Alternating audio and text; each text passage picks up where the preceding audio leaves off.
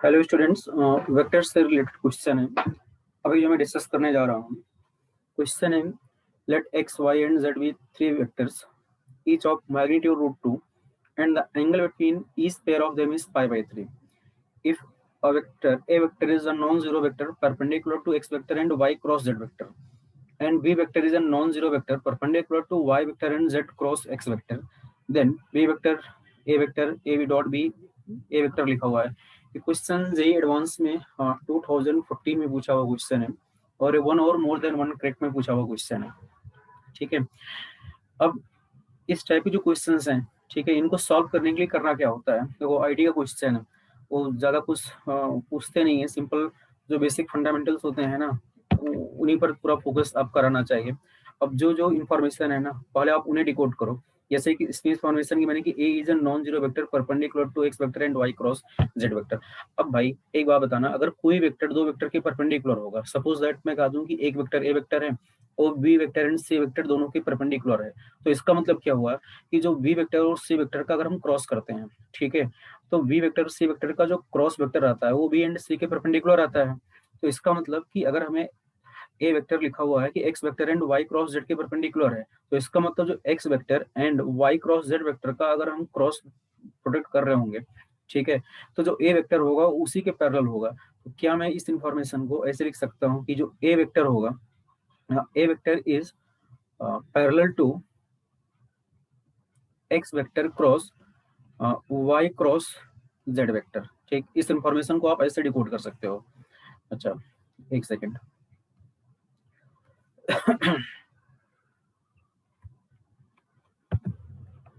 अब ऐसे समझो, तो इसका मतलब क्या हुआ कि सपोज दैट ए वेक्टर को मैंने ऐसे लिख दिया, let a vector equal to, कोई कांस्टेंट मैं लिख दूं, constant x vector cross Y cross z. यहाँ पर के हमारा कोई कांस्टेंट है, ठीक है। तो जो ए वेक्टर होगा आप इसको ऐसे आप डिनोट कर सकते हो। अब एक बात बताना, अब वेक्टर जो ट्रिपल प्रोडक्ट होता है इसकी डिफिनेशन तो सबको याद होगी, ठीक है। तो आप ए वेक्टर को थोड़ा सा आगे ऐसे भी लिख सकते हो, वेक्टर ट्रिपल प्रोडक्ट की आप डिफिनेशन यूज कर लो, तो ए सिंपली लिखा होगा x dot z into y vector minus x dot y into z vector.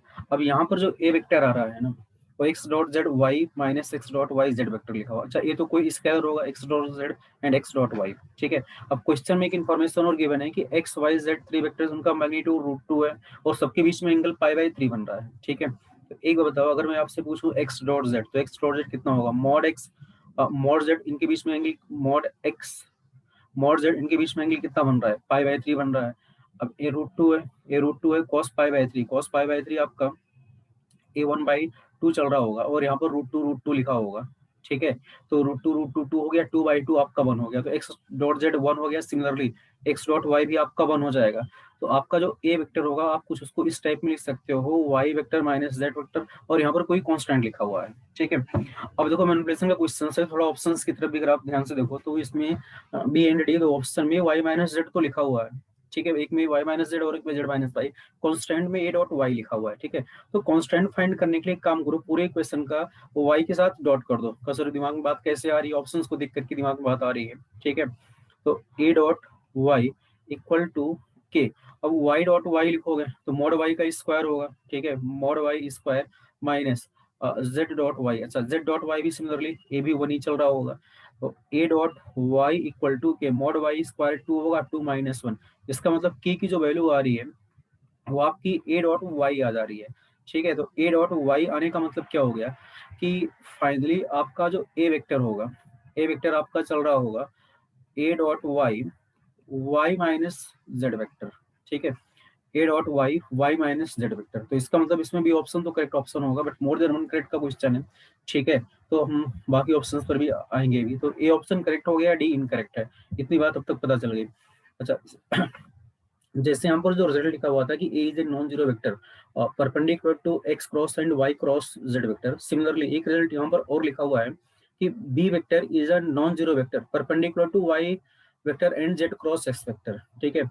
इस एक इंफॉर्मेशन यहाँ पर और गिवन है कि आपका जो बी वेक्टर है, बी वेक्टर है वो वाई वेक्टर के परपेंडिकुलर है, साथ ही साथ जेड क्रॉस एक्स के परपेंडिकुलर है। अब सेम लॉजिक यहाँ पे आपका यूज हो जाएगा कि जो बी वेक्टर होगा भाई, अब कोई वेक्टर अगर दोनों वेक्टर के परपेंडिकुलर है तो इसका मतलब क्या होगा कि जो दोनों वेक्टर होंगे उनका जो क्रॉस प्रोडक्ट होगा उसी के पैरेलल चल रहा होगा। ठीक है, तो इस यहाँ पर जो इन्फॉर्मेशन गिवन है, ठीक है, इस इन्फॉर्मेशन का भी मीनिंग यही हो जाएगा कि आपका जो बी वेक्टर होगा ये भी आपका कुछ इसी टाइप में लिखा होगा, कॉन्स्टेंट। ठीक है, इसके बाद y cross z cross x, वो भी इसी टाइप में लिखा होगा कि बी वेक्टर जो होगा y cross z cross x के पैरेलल होगा। तो फिर से आप सिमिलरली बी वेक्टर को आप क्या लिख सकते हो, कोई कांस्टेंट k1 लिख लेते हैं। k1 यहाँ पर आपका लिखा होगा y dot x into z vector minus y dot z into x vector. Similar type का रिजल्ट यहाँ भी दिख रहा होगा आपको, बी वेक्टर आपका चल रहा होगा k1, इसके बाद वाई डॉट एक्स यहाँ भी 1 चल रहा होगा, तो z minus z y dot z ये भी 1 होगा, तो z माइनस एक्स वेक्टर इस टाइप में आ गया। अब k1 की वैल्यू कैसे फाइंड करेंगे, ऑप्शंस में जो लिखा हुआ है ना b डॉट जेड लिखा हुआ है। ठीक है, तो एक काम करो, इस पूरे इक्वेशन का z के साथ आप डॉट कर लो। ठीक है, मैं इधर लिख रहा हूँ। तो अगर आप मैं आपसे पूछूं बी डॉट जेड, तो बी डॉट जेड क्या चल रहा होगा, k1 Z dot z minus x dot Z इस टाइप में आपका चल रहा होगा। तो फाइनली यहाँ से जो बी डॉट जेड आपका आ रहा होगा एक k1 मॉड जेड का स्क्वायर 2 माइनस 1 मीन्स k1 की जो वैल्यू आ रही ना बी डॉट जेड आ गई। ठीक है, तो इसका मतलब आपका जो ए ऑप्शन है वो भी करेक्ट है। ठीक है, तो ए भी करेक्ट हो गया, बी भी करेक्ट हो गया और डी इनकरेक्ट हो गया। अब तक कितनी बात हो गई है, सी ऑप्शन के बारे में कोई बात नहीं हुई है। ठीक है, तो ऑप्शन सी जो लिखा हुआ है ना ए डॉट बी लिखा हुआ है। अब एक काम करो, आपको ए वेक्टर मिल गया, बी वेक्टर मिल गया, तो ए डॉट बी फाइंड कर सकते हो। ठीक है, चलो फाइंड करना स्टार्ट करते हैं। ए डॉट बी, तो फाइनली जब हम ए डॉट बी लिखेंगे तो ए वेक्टर आपका क्या था, ए वेक्टर था आपका ए डॉट वाई, इसके बाद यहाँ पर लिखा हुआ था y vector minus z vector dot b, b vector आपका क्या था, बी वेक्टर आपका था बी डॉट जेड। ठीक है, और यहाँ पर आपका लिखा हुआ है जेड माइनस एक्स वेक्टर। अच्छा, अब एक बात, अब बस सिंपल इन दोनों, एक वेक्टर यहाँ पर है और वेक्टर यहाँ पर, इनका हमें डॉट करना है। अच्छा, ये दोनों कांस्टेंट है। अब इतना तो आइडिया है कि अगर आप डॉट प्रोडक्ट के टाइम पर कांस्टेंट लिखते हो तो कांस्टेंट आपस में मल्टीप्लाई हो जाते हैं। ठीक है, constant means these are scalar quantities.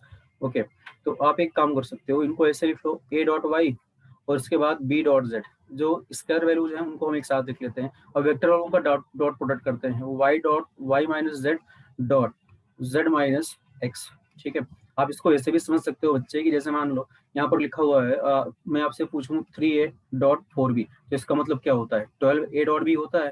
तो यही सेम स्टोरी यहाँ भी लिखा हुआ है कि ये तो कोई न्यूमेरिकल वैल्यू होगी, ये भी कोई न्यूमेरिकल वैल्यू होगी, तो ये तो आपस में मल्टीप्लाई हो रहे होंगे इनका न्यूमेरिकल। ठीक है, इसके बाद वाई डॉट जेड का जेड डॉट यहाँ पर जो एक्स लिखा हुआ है ना इसके साथ आपका डॉट हो जाएगा। बस अब इसी को सिंप्लीफाई करना है और चेक करना है कि ऑप्शन सी करेक्ट या इनकरेक्ट जो भी आ रहा होगा। ठीक है, बी डॉट जेड, अब वाई डॉट जेड बस एक्सपेंड कर दो, y dot z minus y dot x minus z dot z minus z dot x. ठीक है, वाई डॉट जेड की वैल्यू कितनी है 1, वाई डॉट एक्स की वैल्यू भी कितनी है 1, जेड डॉट जेड की वैल्यू मॉड जेड का स्क्वायर 2 होगा, ये भी आपका 1 होगा, तो 1 माइनस 1 तो नलीफाई हो गया। ठीक है, और इसके बाद सॉरी यहाँ पर प्लस साइन आएगा, minus z vector minus x vector, यहाँ पर प्लस जेड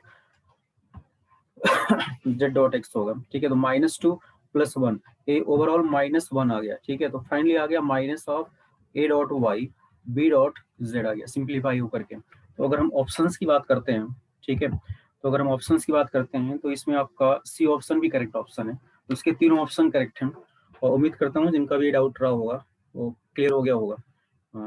थैंक यू।